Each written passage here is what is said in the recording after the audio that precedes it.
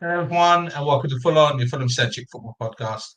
I'm your host, Ash Woolford. Joining me this week is the full set for the podcast show, plus one of our new members.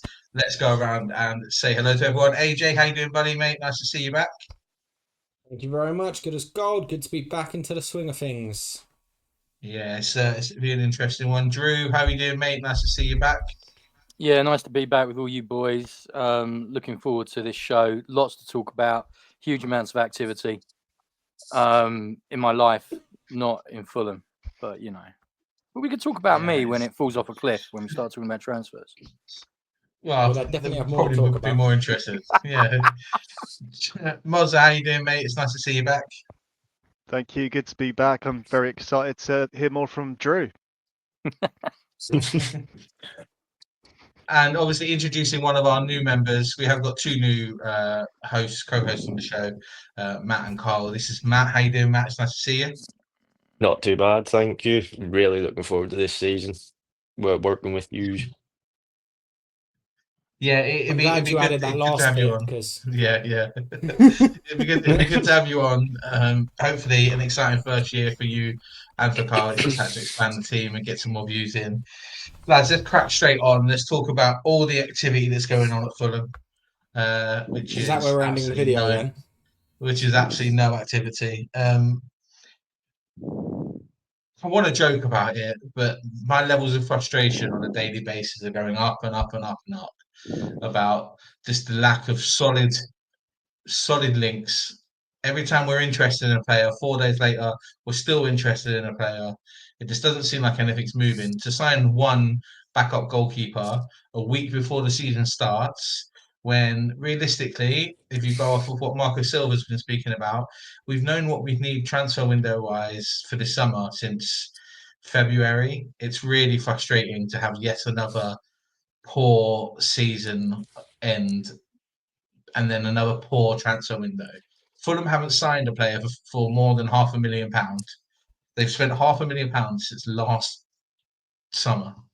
It's ridiculous and it's frustrating. AJ, where do we even start to sort of think about where the mindset might be around the club and how this is an acceptable way to approach a Premier League season? Oh, you don't give me the easy questions, Ash. By all means. Um, yeah, the mindset of the club, I can imagine, will be. Well, it depends who you ask. The mindset of Tony Khan is on people in tights, jumping around the ring together. The mindset of Shahid is probably on something else or another yacht purchase, or trying to find a stadium that the government will actually let him buy. The mind of Marco Silva is going to be wanting to throw chairs out of windows, a bit like ourselves. The mind of the players are probably all quite happy that they know they're going to get lots of game time again and there's no competition for them. God, could you imagine Anthony Robinson actually having someone to fight a position for? How much better he would become than he already is already. And he's already probably the best left back in the league. God forbid we give him some competition. It's just going to be a hell of a season at this rate, and not in a good way. We're by the time this goes out, a week from the start of the season, and even if we signed all of the players we need between now and when this video goes live, which is probably likely because of the way that Fulham tend to do business when we release podcasts, it's still too late. Yeah, I'd be happier, but still not happy. We've absolutely gone into this window as if we've got intentions of coasting the Premier League for the foreseeable future until we run out of luck and end up back in the Championship. Yeah, it's really frustrating. Drew, you weren't here on the show we did a couple of weeks ago. We were talking about just how many players Fulham actually need in this transfer window.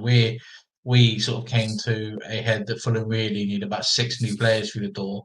I know that you personally have had conversations with people that seem to be on the fence and think that maybe we only need three or four through the door. Personally, for you, what's the realistic number of players that we need through the door to make sure that we can stay competitive this season? So we're looking up and not down. Still six. It's still 6. That hasn't changed for me. The fact that the window is rapidly closing, the number of reinforcements we need is still the same in my view.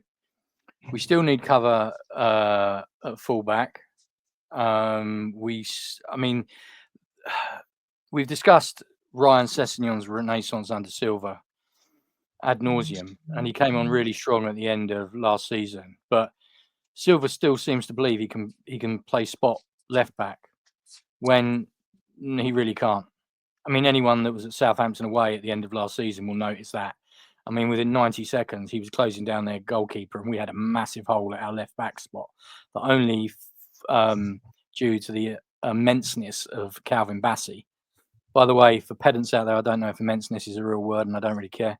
Apart from the immenseness of Calvin Bassey, who came across the cover.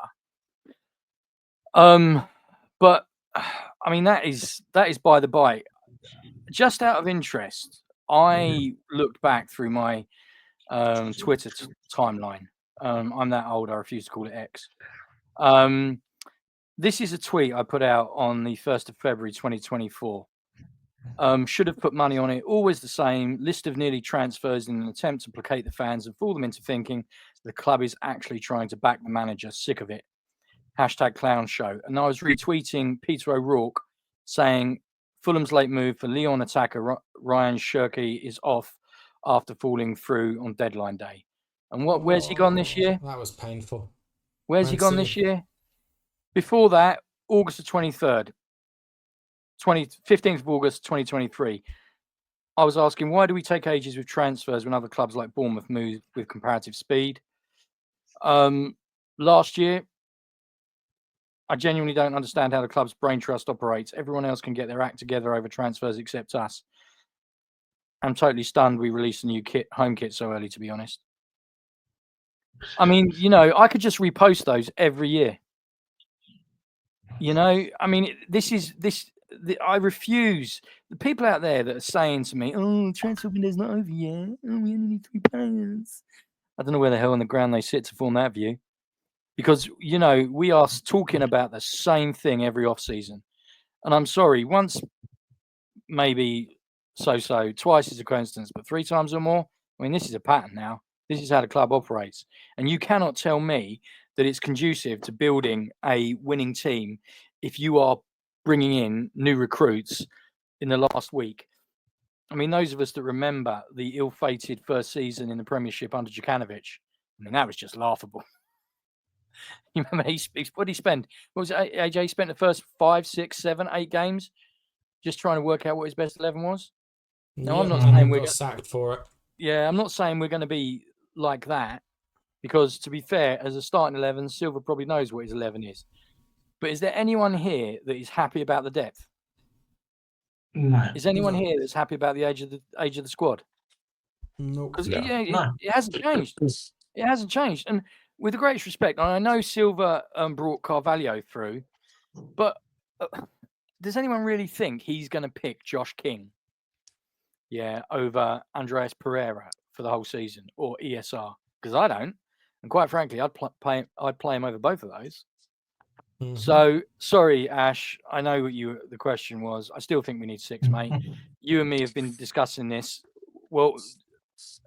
together and as part of the whole pod since the end of last season. Remember the trip to Villa us boys had when we were just completely flat, and it was quite clear that we needed a massive injection of new blood then. And we're talking about the same thing.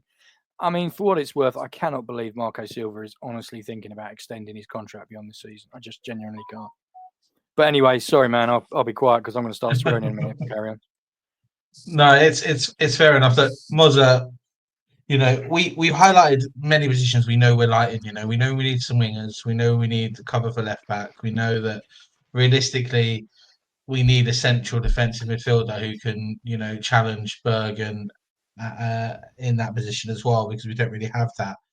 It's even more frustrating for us as a club when you see players like Paulinho coming back into England to go to Tottenham. Yes, they have Champions League football, and that's probably a massive ball for him, and there's no arguments to that. But it's exceptionally frustrating that we've known about these frailties in the squad since January, we all let it go in January because we thought that, maybe Marco just doesn't want a bigger squad, but we knew we needed to improve in the summer.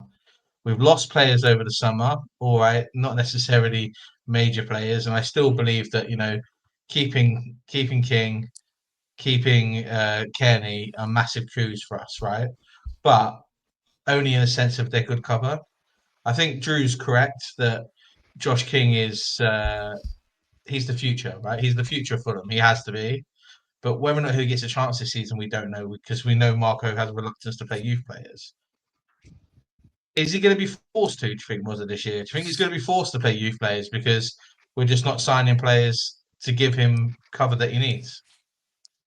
Well, what are the other options? Because there aren't really any. Whether he's forced to or not, as a group, we've all assumed that Silva is the one reluctant to actually use any of the youth squads. So, forced or not, if he's that against not having used any of them in the latter half of last season, if he disagrees with anyone who forces him to make that decision or try and make that decision, then that'll likely be the end of him. But yeah, like I say, what are the other options? I think we might talk about it in a bit, but there's a tease from Fulham social media going around. I imagine that's confirming the signing of Reece Nelson, which again, yeah, I mean, great, hardly surprising. Having Josh King on board. Like I said, sorry, I don't want to repeat myself from what I said on our last pod, but what we have got isn't the answer, and I don't know what the answer is. I don't know who's responsible. Sorry, I'll retract that statement. I do know what the answer is. Can we sign some more players? Can we actually do something? But I'm going to try and be positive because I'm off to watch us in our friendly this coming weekend against Eintracht Frankfurt. That was a weird French-German accent I did. And I've been keeping an eye on the pre-season matches that we've had. Some good, mainly good results. One or two dodgy. Is it a positive that Emil Smith-Rowe has scored? I don't want to be this glass half empty as usual fan, but going back to the question, mate. Sorry. No, I know. I don't know what the answer is if he's forced or not. This is the frustration, right? And Matt, I'm about to come to you with a baptism of fire for your first question to answer on the podcast. Lovely. We go into this game on the weekend against Frankfurt, who are a good team, right? They're a very well drilled, solid team. And we already know who's going to be playing for Fulham on Saturday because we only have the 11 starting players and very few players around it. I'd be very surprised to see if anything changed there.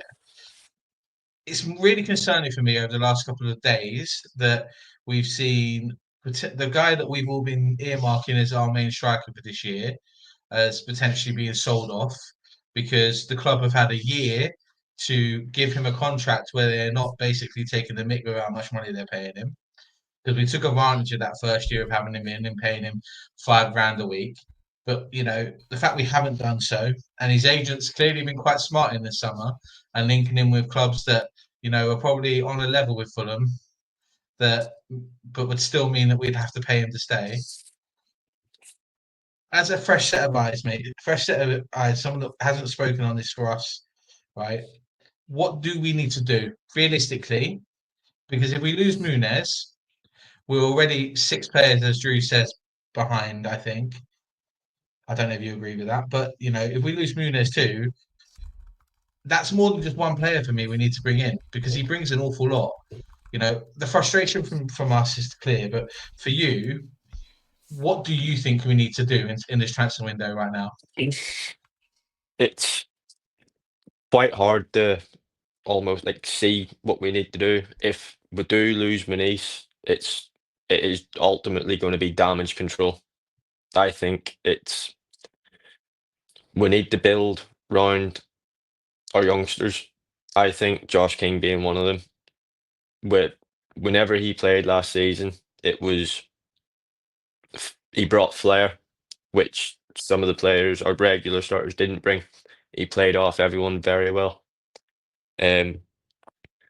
Losing Manice would then mean ultimately starting Raul, which would then slow it down up top. Would definitely need to get quicker down the wing and almost have him as a number 9, someone to play off him, someone to do the overlap in the cam area. It's ultimately, I honestly think we need 7, 8 players going into this season to even have a chance of getting Europe.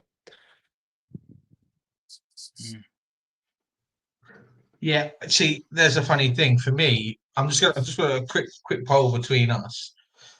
If we don't sign anyone between now and starting game of the season, which isn't that shocking for Fulham because we know that we'll like to do things on the close of the window, not necessarily for the start of the season. We could potentially be 4 games behind where we should be squad wise. Does that worry you that to personally to think that we should be we're looking down rather than up? Does that mean that we've put ourselves going from if we just strengthened a little bit, we could potentially get in Europe to go in, guys, we have to really brace ourselves for what could potentially be a relegation fight again, and it's of our own making. Do you guys agree with that, or is it just my own head worrying? Not sure. I think it would be a relegation scrap, but it's definitely closer to it than we would be to Europe. That's for certain. I think we've got enough in the chamber to get us across the 40-point line, but I think that's probably where we end, and then back on to a Saudi beach somewhere in February. If you look at all the points that we lost from leading games last season as well, so yeah, we should have got something out of.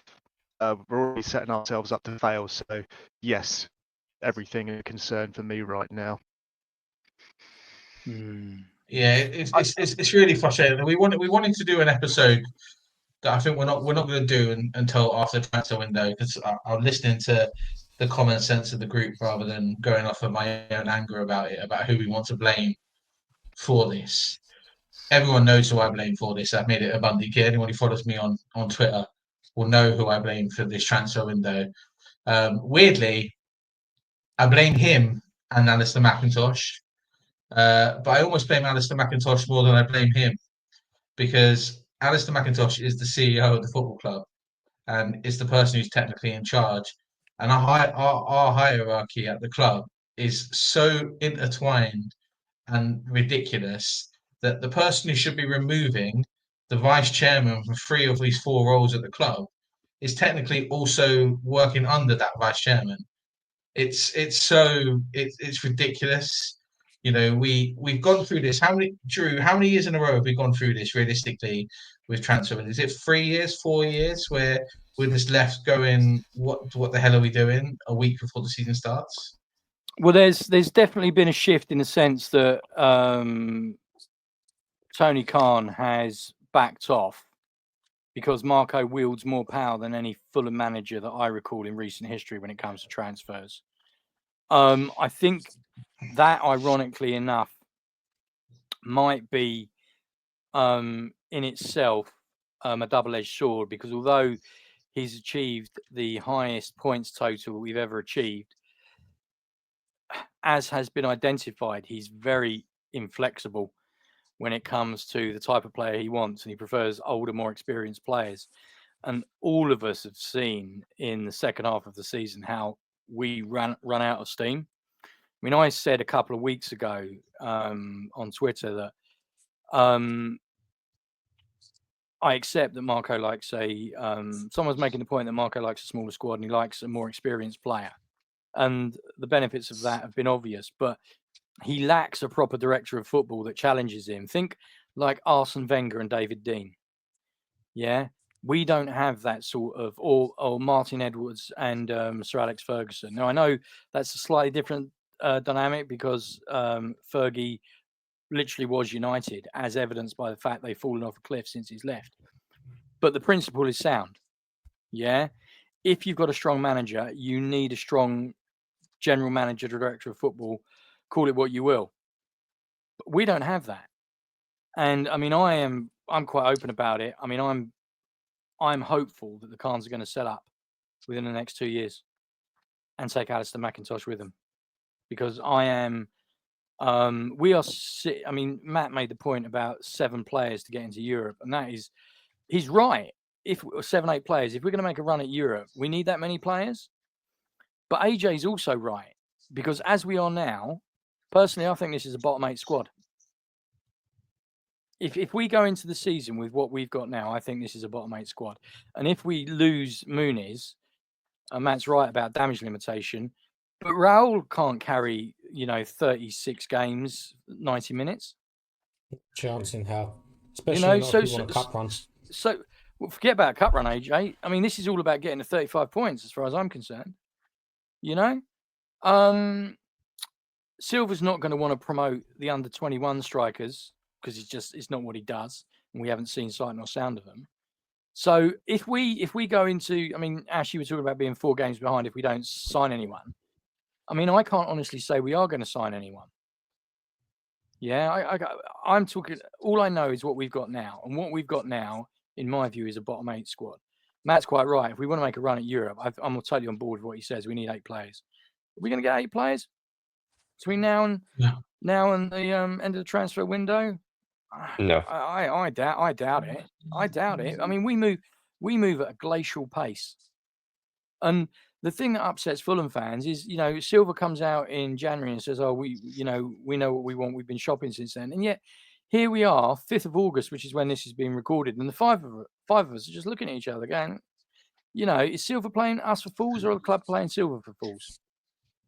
It just doesn't make any sense. It just doesn't make any sense. Yeah. And the disconnect between the fan base and the boardroom is just getting bigger and bigger and bigger. Yeah. And this is, I mean, Mozza was talking about, the reveal tomorrow. Mozza, bless your little cotton socks, man. Love you loads, but I think they're talking about the 3rd kit. I don't expect any. Oh, good. That'll seal us, not getting relegated then, won't it? Yeah, Brilliant. it'd be the 3rd kit or the away kit, but it's not going to be a signing. It's not going to be a signing, and and the Muniz links are worrying. I mean, he's got 2 years left on his contract, right? Going back to Matt's point, it might be that his agent is doing a lot of talking, but Atalanta have got money to spend. We know that because of the players they've sold. Any professionally run club would be looking at their prized assets and not letting it get to 2 years before they look to extend them. Because all Muniz has got to do is sit tight for 12 months, and his value falls exponentially. Someone will pick him up for 25 mil and be laughing away to the bank. This is the point, AJ. I mean, we're talking about the new rules, the SCR rules that are coming next year, which hand on heart, I am not familiar with. But it's not just about bringing the players in, but it's about extending the ones we've got. Yes, it's great we've kept King. Yeah, but Ryan clearly was back to his best towards the end of last season. He's only got 2 years left on his deal. I accept he's been to the big club and it hasn't worked out, but the principle's still the same.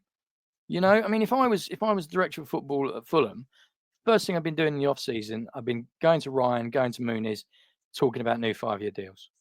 After I'd sorted out. Those should have been discussed from sort of January onwards. Oh yeah, most AJ, I'm not disputing that.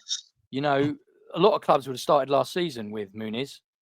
Yeah, I appreciate he was injured, but they would have had the foresight. But now we're into the last 24 months of his contract. How old is he? 23? 23, yeah. Now. 23. Yeah. So he could basically sit out his contract, and he'd still be quids in, moving at 25 to a top club. And can you imagine the money he would make? Yeah. But no one at Fulham seems to be alive to this. It's just sorry, man. It's just it brings it on to the point that we were trying to make, right?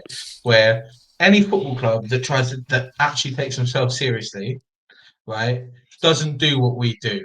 They don't leave transfer windows till the last minute, hoping to get last minute deals through the door that might improve the squad. And let's be honest, we've been playing this game for 5 years now, every summer window. Ever since we had that summer where we spent 110 million quid and that went tits up because of the manager that they had controlling that squad, right? The football terrorist that he was, right? You look at ever since we had that summer, we've spent every single summer transfer window basically just trying to do it on the cheap. Wait until the last minute to try and get deals, hoping that someone's there to improve our squad.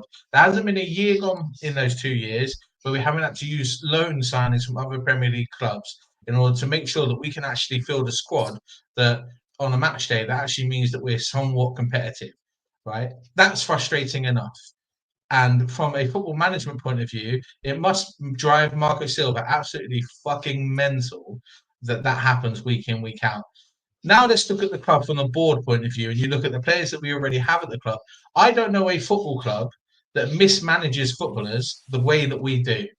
Right, we got youth players leaving left, right, and centre. Some really promising youth players leaving left, right, and centre because we're not proactive enough to give their contracts. Right, and everyone keeps saying to me, "You can only give them 2-year contracts." Yeah, you can only give them 2-year contracts, but guess what you can do after 6 months? You can give another 2 years. You can re-sign that 2 years. We're losing players left, right, centre. I know there's an argument about quality, and I'll come to you in a second, Drew, because I know you want to talk about some of the youth players. But when you look at the players that we have in our squad, look at Muniz. Muniz is a prime example of this, right? He came on a 4-year contract. He proved himself way before the end of last season. How we've now got a week before the end of the season, and we know everyone's sniffing around him, and we're not being proactive enough to at least look like we're sitting down at the table with him is beyond me. Right, it's just beyond me. The fact that we let Kenny Tete's contract completely run out to the point where he was actually going to sign for Everton, and he was going to, and we only managed to talk him into staying in Fulham last minute. Right, the fact that Tom Cairney left because his contract completely ran out, and we had to sort of entice him after a few offers from around the leagues weren't good enough for him to want to go there and to go through the hassle of leaving. That he said, "Son, we're not proactive enough for stuff like that. We let too many players leave on freeze or on the cheap because we don't give them contracts that they need." Drew, I know you're frustrated about youth players leaving and stuff. Like it's all the same, right? It is all the same. I mean, I don't know if all Fulham fans are aware of this, but we have a policy where our CEO will only deal with preferred agents. Yeah. If you're not with an agent that he approves of, he won't deal with you. We all know I'm talking about Matt O'Reilly. Mm-hmm. Yeah, who went for 25 million to Brighton.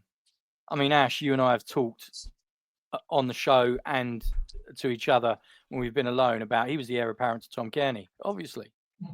Yeah, but talking about the lastminute.com deals with sort of like Cairney and Kenny. The thing that I want to know, all right, and my own personal view is there isn't one. What is the actual policy regards re-signing our own players? Because I don't think there is one. I think it is literally fly by the seat of your pants because there just doesn't seem to be any forward planning. Yeah, knowing that King Kenny, right, knowing his contract was running down. Yeah, what options did we have if we weren't able to secure him? Were we actually looking to allow him to leave because we were going to bring in someone younger? It just smacks of a lack of professionalism. That's what it says to me. And you started it, Ash. You said, you know, any club that takes itself seriously. I mean, really? Mm-hmm. Do we? Because I just don't see No, where no, the we don't. strategy is. I just don't. No, we don't. I can pinpoint what some of our problem is. Some of our problem is our deputy chairman, the head of recruitment, and one of the leading board members at our club are NFL people. They're American football people. They are not football people. And with all due respect to them, I know they manage a sport where players make stupid amounts of money over long periods of time. Contracts aren't dealt with in the same way that football contracts are dealt with. And it's just like they don't realise that you can't pursue footballers. And for us, the Muniz thing frustrates me because he makes less money than Josh King does, right? He makes less money than some of the players in the under-21 squad make. And we got away with it for so long, having him in the first team for that. But he's loved by everyone in the club, by the manager, by the fans, right? And he scored some really important goals last year. Forget the winner against Liverpool. Forget the winner at Stamford Bridge. Forget those goals. The fact he scored away at every single top six club, right? Ignore that. The man has been underpaid so much that we were all laughing about it at the end of last season. Like, how are we getting away with it? But then you sit down and you realise that no wonder his agents getting frustrated and touting him around, because how the hell are we getting away with it? Paying him so little. The guy's on Any £5 a reason, week. any reasonable football club would have given him a new contract when he won that Player of the Month award 2 seasons ago, because 100%. when he showed true talent and ability and showed that he's truly capable in this league. The only other ever Premier League Player of the Month that we've had was a goalkeeper. And I think that says enough about our club. The fact that we had a striker win over the likes of Haaland, Salah, etc. It's unheard of. And then in regards to the club and how it's ran, our transfer windows and everything related to our contracts is only proactive if Tony Khan is currently interested in Fulham Football Club and playing Football Manager. You look back at our first few seasons when he had full control, was Mr. Big Boots, was playing full-time Football Manager before he started his fake wrestling nonsense. We had director of football, wasn't he? Yeah, exactly that. Sorry to interrupt you.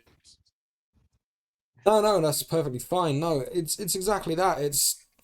You look at that transfer window, the first season we were back into the Championship, we went off and signed almost every single other Championship club's player of the season. Do you know who does that? People that play Football Manager. They scroll through the little Football Manager database and go, oh, this player won player of the season for that team last season. I should probably sign them, whether or not you know their name or not. But that was the last time I remember us being proactive. Since then, that's how you end up with Ben Pringle in your midfield.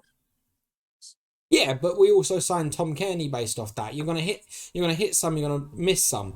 I'm not saying I want to go back to that strategy, but I'm saying that's the only time we've been proactive is when Tony Khan has been actively involved. And that's the problem. He's taken a step back. He's doing the bare minimum amount of work because he doesn't want to be involved in it anymore, because he's too focused on his wrestling, because the people in his wrestling want him to be around. I think it's his ego and reputation as well, though, mate. Like, I mean, let's not beat around the bush. Tony Khan knows nothing about, I don't really know a great deal technically, but I mean, each and every one of us here, the 5 of us, probably all of the Fulham fan base, we all know more about football than Tony Khan does. Can I sorry interrupt you, Mozza? He's a businessman, and sorry, just one last thing, Drew. Like, do you remember a few seasons ago? It might have been the one where we got relegated. He left a tweet about us being a yo-yo club, got a bit of stick about it. So I think he's been told, or he's had a bit of PR management to sort of step back. But whether that has been in what he's actually doing or how much he cares. My understanding, he was told to step. No, not at all, mate. My understanding was he was told to take a step back because he was driving a real wedge amongst the fans. You'll notice that McIntosh has taken over publicly as enemy number one, and McIntosh, as CEO, provides human shield services for the Khans. Yeah, but that's Tony Khan. Director of football title is. Tony Khan is, as you're probably all aware, on the spectrum somewhere. He is very, very with it when it comes to analytics. But that's not surprising because Ash has already made the point. That is a huge thing in the NFL, data-driven analytics. But in terms of actually understanding what it takes to be a football player, he hasn't got a clue. He hasn't got a clue. Mitrovic, the legend that he became at Fulham, would never have come to Fulham if it was just down to Tony Khan. Yeah, that was about a football manager knowing a football player and knowing how it's going to fit into his team. Raul Jimenez. Let's be honest. Yeah, I don't think I'll put my hands up and say For the 5 million we spent, I did not expect him to become as important as he has. But that was down to Marco Silva. Yeah, Tony Khan's not making signings like that. But the overall structure, it just needs a new broom. I mean, I'm like I said, I'll go on record now. I don't care what anyone says. I'll never get invited to any board meetings, but I'm quite happy if the Khans and McIntosh went, sooner rather than later, because it's rinse and repeat now. Yeah, look, lads, this is a conversation we'll have to carry on in the next couple of weeks. We've overrun massively. Matthew, you haven't really spoke much on this one, mate. So sorry, Matt, that's my fault. I'll come won't with be you on to the next week. with It will be you. I'll come back with with you for the last question before we wrap up. Yeah, no problem. Out of all the links that you've seen we've had this summer, the very few links we've seen that we've had this summer, are there any of them that actually excite you to think that they actually would come in and improve the club? Honestly, no. It's every That's the player right that we're being answer. linked with is either old news, expensively in a wage, and too big for the boots, or it's just someone that won't improve us in any way, shape, or form to get to where the fans want us to get, to where we want to get to. We need to sign younger players, proven in the Premier League, that can make a difference, and we're not doing it. There's no way, shape, or form that we are going to do it by the looks of the way this summer has went. Yeah, I think you're spot on, mate, to be absolutely right. We're going to leave this one here, lads, because, we do try to stick to 20 minutes. We've overrun by double that. So it is what it is. Lads, thank you very much for joining me on this one. We'll come back. We'll be back on probably Friday for another show where we'll look at the game on Saturday in brief.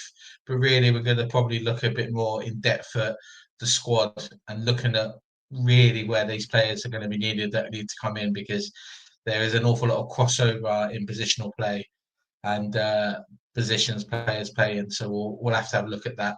Lads, enjoy your week. I'll see you at the end of it for that. Other than that, Matt, thank you very much for joining us on your debut show. No problem. AJ, Thank you for having me. Drew Mozza. AJ, Drew Mozza. We'll see you again for the next one. Nothing more to say really other than come on you whites.